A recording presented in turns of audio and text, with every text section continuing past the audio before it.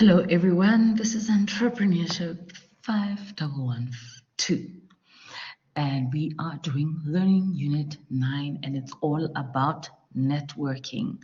The previous learning unit was about a positive mindset and having a positive attitude. You can imagine if you're a positive person, another thing that you have to do as an entrepreneur is to network.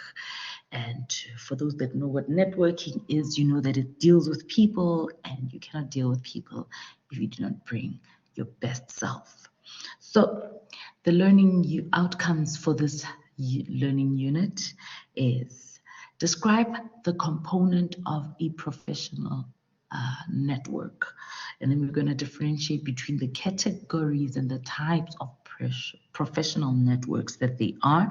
Then we're also going to learn we're going to explain the process of setting up a professional network. And I think that's an important question to maybe know, because if you are an entrepreneur, how would you set up a professional network? And then describe the function of a professional network. We always know that the function of anything is always important. And then discuss the elements of developing and maintaining a professional network. Also very important one, this one. And then the role of information in networking, because if you say you're networking, what exactly are you selling? It's information, right? So yeah, and then apply the networks to your business, and then explain the value of networking to the growth of a business, and then explain the various networking skills. Learning outcome 1, describe the concept of a professional network. They have different categories of definitions, and this first one is the networks.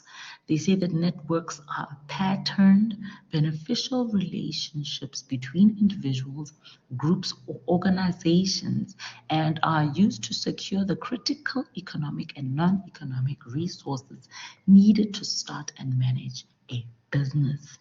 And so that basically talks about you running your business, that you will need to have beneficial relationships between people, with your organization, etc., etc. And networking is the active process of setting up and maintaining mutual, rewarding, and cooperative relationships with other persons or businesses, which can offer critical support for the growth of a business. So here we have networks, which are the actual relationships, right? And networking is the process of setting up these relationships. And the idea of networks emanates from various theories in the field of social sciences. However, we are going to focus on the social network theory. And this theory states that social network comprises of interrelated dyadic ties, or more simply, social interaction between two individuals or groups. And that is it. A network is just a relationship which starts with two people and or more. Learning outcome 2, differentiate between the categories and types of professional networks. We can distinguish between two broad categories of social networking. Number 1, there is personal networking, and then there is extended networking. And then within these two categories, there are 3 types of social networks: basically communication, exchange, and normative categories. So communication means the exchange of information, and then exchange network is the exchange of goods and services, and then a normative network is exchanges based on social expectations. And this one is a little bit of a difficult one, because forming relationships is all good and well, but once now you have to start doing things because now people are expecting you to do it. I think that's where I have a problem with networking. I want to be able to sleep at night, so it's kind of hard when somebody has to set some sort of a standard and an action-based standard for you. And then personal networks, They concern those persons with whom you have direct relationships and focus on the individual. An extended network, however, focuses on a network of business rather than on an individual level. So the personal ones is when you are involved, but with extended network, this is when your business is doing business with another business, you know. I like that sentence. And here we've got just a diagram of those social networks. Like we said, we've got personal networks, and then we've got extended networks. And within each, we've got communication. Remember, we talked about the fact that networks are about information that is being shared, and then exchange networks. This is when we're exchanging goods and services. And then here they talk about normative networks, and this is where those extended networks come in. And here they refer to self-confidence, because you can imagine as an entrepreneur on an individual level, you need to have some of that self-confidence. Learning outcome 3, explain the process of setting up a professional network. The approach to be adopted in developing an effective network is similar to that followed in strategic planning. And here are the steps. Number 1, you would have to establish your business needs. Like you will say, oh, right now I need a bank loan, for instance. Then you have to chart existing networks. The first thing is, okay, we do have a bank account, so maybe we can go talk to our banker, right? Then chart required networks and set network goals. So as much as maybe you do have a bank account, you don't have, that bank relationship with your banker, and it's actually the banker that's going to approve you for that loan.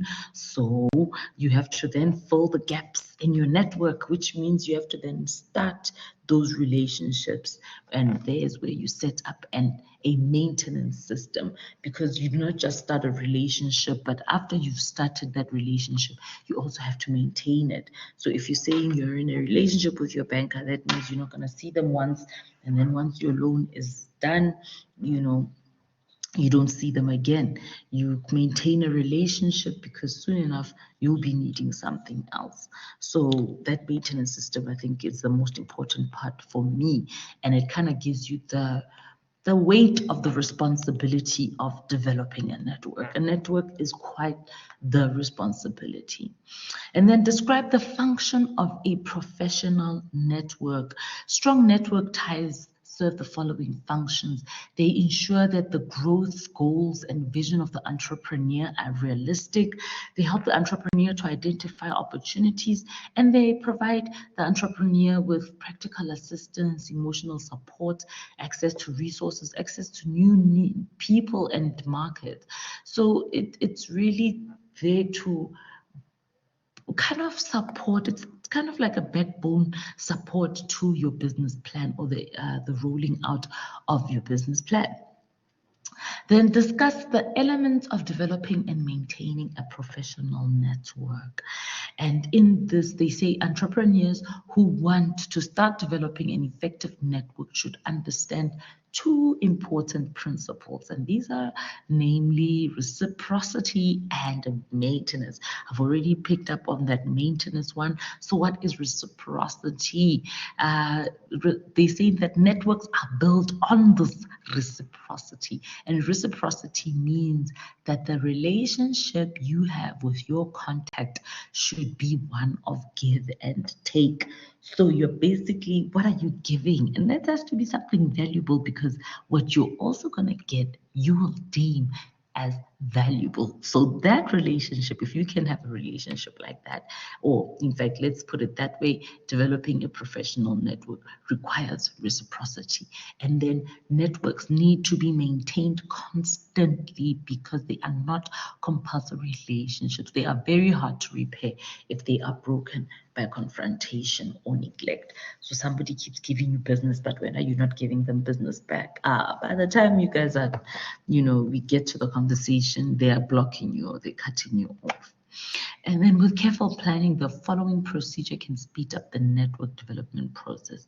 Number 1, identify people and organizations. So with our loan example, you identify a bank, and within the bank, you say, okay, there's a person called whoever that I can go talk to. So, imagine when you introduce yourself to somebody who doesn't know you, and you're introducing yourself by referring to them by name and surname. You know, that's a very, you've got their eye. What is it? Their attention. You grab their attention in that way.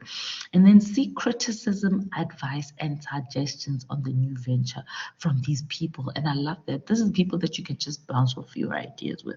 Ask them for advice about contacts. Who do they know? Where can they, where can they shorten the line for you? That's a line I just made up. And then ask them what preparation is necessary before speaking to the target context. So, it's like inside information, man. You really want to take care of that relationship. And then learning outcome 6, describe the role of information in networking. The role of information is to form the basis of these connections. It's all about the information, the exchange. Everything starts and ends with information, whether or not it's valuable. Information is a tool for producing knowledge, and information can be seen as a body of disconnected facts. When a body of facts is ordered and interrelated, it becomes knowledge. So that's how it goes from information to now knowledge. So when if it's information, it means it's just, one sentence here and another sentence that doesn't really connect with them.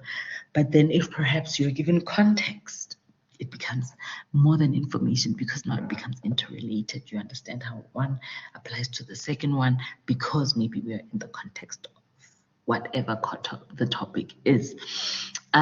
So when a body of facts is ordered and interrelated, that's how it becomes knowledge. The entrepreneur must overcome two main problems when collecting and ordering facts. First, how to store and organize the data, and secondly, how to identify and locate appropriate information or knowledge. So you can't just believe whatever is said to you. You need to know whether or not that information is valuable or not, and that requires some sort of a brain, if I can say it like that. In most cases, the information needed is not really available. If it were available, imitators could easily enter the market and reduce the potential profit. So, this is inside information that we're talking about. So, yeah. And then how do you apply networks to your business? Once a business has grown large enough to have a formal structure, internal networks will also then become important. And formal structures, and remember, and I think I don't know what learning unit, I think 1, 2, or 3, we talk about the business functions of a business. And these are the formal structures. Formal structures are prescribed networks which consist of people who are grouped together to perform some business function, such as departments, work groups, or committees. A department is the sales department, people who are doing the same thing, working together. And then informal structures are coalitions and cliques that form without the formal authority of the organization. So you can say maybe within the sales, the formal structure of the sales department, there are also now internal cliques. Maybe the top 3 salespeople, they are friends by themselves because they're the rich ones. They know what it's like to have money. So they form friendships, and then the struggling ones, they also maybe form their own structure. And then organizations are clusters of people joined by various links. Internally, these networks transform the following: goods and services, mentioned because they come and work on those goods and services. Information about the organization and the environment into which it operates, influence, both formal instructions and informal attempts to persuade, and then affect, which are exchanges of friendship amongst people in the business. So they're all together. They really do sound good. It sounds like a friendship. It gives me like a warm feeling. Informal internal networks are very important in fast-growing ventures because it is largely through persuasion rather than formal authority that instructions to subordinates are carried out. It's through persuasion, not formal authority. People, respect your how do they say? In Bible terms, they would say your fruit. People respect your fruit, the outcomes of your works, and not really the fact that you've got a title. Your title doesn't really mean much. It's what you are able to bring to the table. And yeah, so if you kind of want that kind of influence. And then explain the value of networking to the growth of a business. Information, knowledge, and data are the lifeblood of a high growth business. The growing business must be able to renew itself and adapt to a rapidly changing environment. This is achieved through innovation within an opportunity structure, and the entrepreneur must form linkages and connections between available niches and resources. The entrepreneur is still very much key, even though the business is large and employs many people.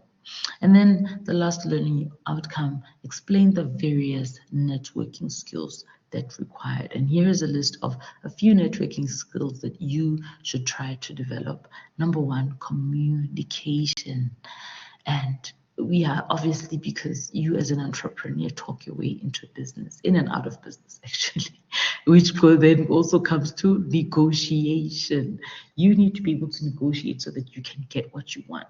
So if somebody says 500 rand per session, you're just like, listen, bruh, first of all, and then you lay that to them. And then influencing and motivational. I love that word. I love motivational because you've got an important role as an entrepreneur. You've got a lot of people whom you are trying to use to build your vision. So I'm an advocate for giving a person what they want in order for you to get what you want. So make them happy, and they'll definitely make you happy as your employees. And then leadership, know what you're talking about and lead strong, and then assertiveness, and which comes back to that, leadership quality. And apart from these networking skills, there are three important aspects about which you should have a thorough knowledge. Again, number one, know your personal needs. For instance, do you like to travel or not? Don't take a travel, we talked about communication. Maybe if you're not going to be great in communication, don't become an entrepreneur, because how else are you going to lead your company, right? Know your own abilities. Are you strong enough to lead people? Know your business and your industry. People must come to you and say, hey, Tseho, we know that we know this about da. What do you think about whatever? And you give them advice, and with that advice, they actually achieve what they wanted. So you become respected, Yeah, man. And that's it for this learning unit. In summary, we talked about social networks. There are personal networks, and then we've got extended networks, which are, businesses doing business with businesses. Yeah, businesses doing business with businesses. Another line that I created. Thank you so much. That's it.